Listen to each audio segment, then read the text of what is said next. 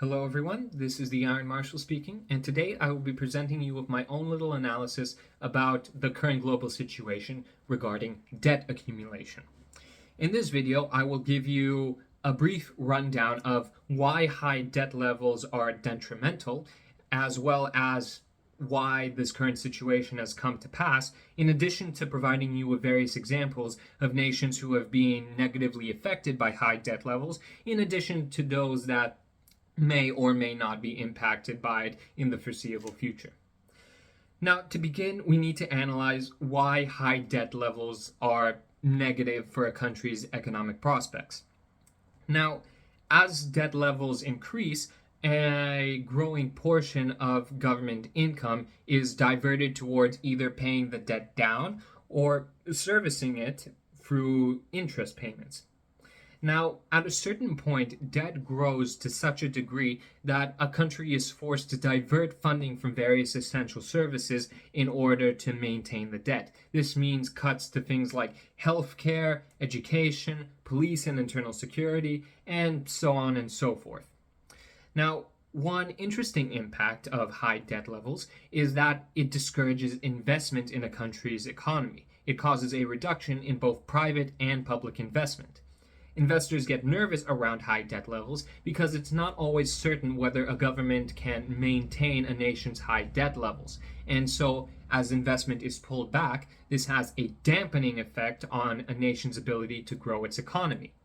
And this is bad because a growing economy can actually help offset the effects of a growing debt, at least to a degree and for a certain period of time. Now, if you want a particularly egregious example of what debt can do to a country, look no further than Lebanon.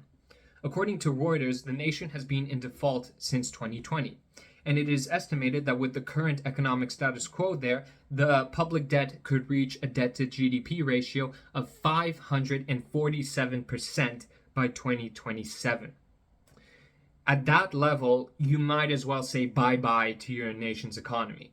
And this has actually happened in Lebanon to a degree, as its economy suffered a meltdown in 2020, partially as a result of its extreme external debt. And this trend of growing debt to GDP ratios is actually in line with the broader global trend, though maybe not to this same extreme degree. According to the International Monetary Fund, it's estimated that by 2028, advanced economies will be dealing with a debt to GDP ratio of 120%, while low and middle income ones will be dealing with a ratio of around 80%. Now, keep these numbers in mind. Low and middle income nations are far less able to service their debts compared to advanced ones. They don't enjoy the kind of low interest rates that make it easy for governments to pay their interests. Now, a good example of this would be countries like Egypt. Egypt, for example, spends about 40% of its government revenue simply on interest payments. And it is estimated that by 2028, the country will have to pay off about $100 billion in hard currency debt. There's a very big question mark hanging over their ability to do this, given how much of their government revenues are spent on simply maintaining that debt. Countries like Ghana have defaulted on most of their debt. In Ghana's case, this happened in 2022, while nations like Kenya are at risk of debt distress. And take this into account.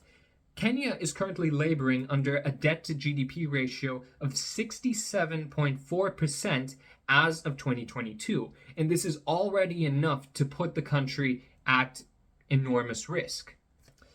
Like I said before, low and middle income nations are far less able to service high debt levels. Meanwhile, advanced economies labor under much higher debt levels. A good example of this would be Japan and the United States. In Japan's case, they have a debt to GDP ratio of 260% as of 2022, though this number has probably risen since then. In that same year, they had a debt of 9.16 trillion US dollars, and that number has continued to grow to the present day. The United States, by contrast, as of the 3rd of June 2024, had an external debt of $34.64 trillion.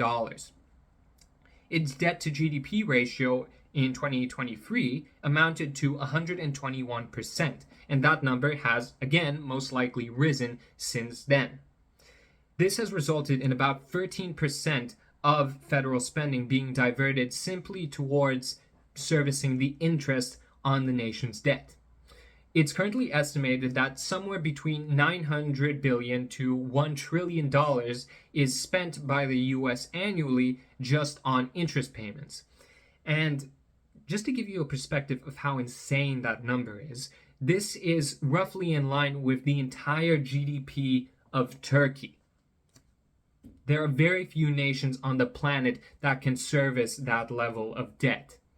And the impact of all this is that more and more government revenue is diverted towards simply maintaining debt levels, not even paying them down, just maintaining them. And the impact of all this is that the people suffer. More and more money is diverted from actually making their lives better towards just maintaining debt levels. And you may be wondering how this situation came to pass. Why would governments allow themselves to fall into this death trap of debt?